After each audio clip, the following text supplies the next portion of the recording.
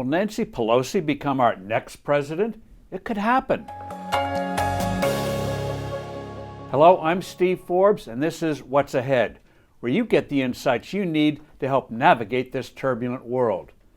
We think the presidential election is a contest between Donald Trump and Joe Biden, that one or the other will be taking the oath of office on January 2021. But two things are coming together that could turn our world upside down and give us shocking and frightening results. They are massive use of mail-in ballots and very close races in a number of states. Most states using widespread mail-in ballots as a result of COVID-19 crisis don't have the experience to make such a system work in a trustworthy and efficient manner, in contrast to a state like Oregon, which has been utilizing mail-ins for several years.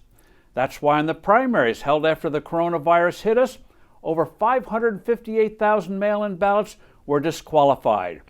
In the general election this November, that number could run into the millions, generating a tsunami of lawsuits in hotly contested states. Sloppy procedures concerning the distribution and collection of paper ballots could lead to considerable fraud, which will also undermine faith in the integrity of the election process and trigger lawsuits. With state outcomes uncertain for an interminable time, you could get a situation where neither candidate garners the necessary number of electoral votes to win when they are cast in December. That's why we must consider the possible wild scenarios.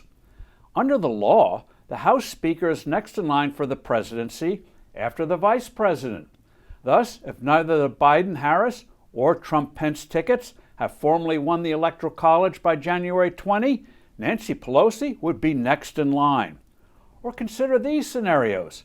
If Biden and Trump come up short in the Electoral College because of disputes about outcomes in various states, then under the Constitution, the House of Representatives elect the president.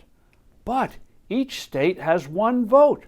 That is, Wyoming with one representative has the same vote as California with 53 representatives.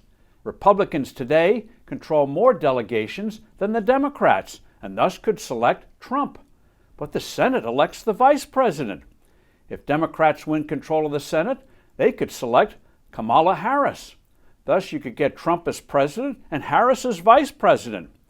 Or, depending on how the races go for the House and Senate, you could end up with the reverse: Biden as president and Pence as vice president. These once inconceivable scenarios dramatically underscore the need for officials in the courts to act responsibly, such as enacting mail-in deadlines that recognize Postal Service realities, employing elementary safeguards to ensure the integrity of mail-in ballots, and opening many more polling places than now planned to accommodate people who want to cast their ballots in person. Otherwise, we're courting an ugly and avoidable disaster. I'm Steve Forbes. Thanks for listening. Do send in your comments and suggestions, and I look forward to seeing you soon again.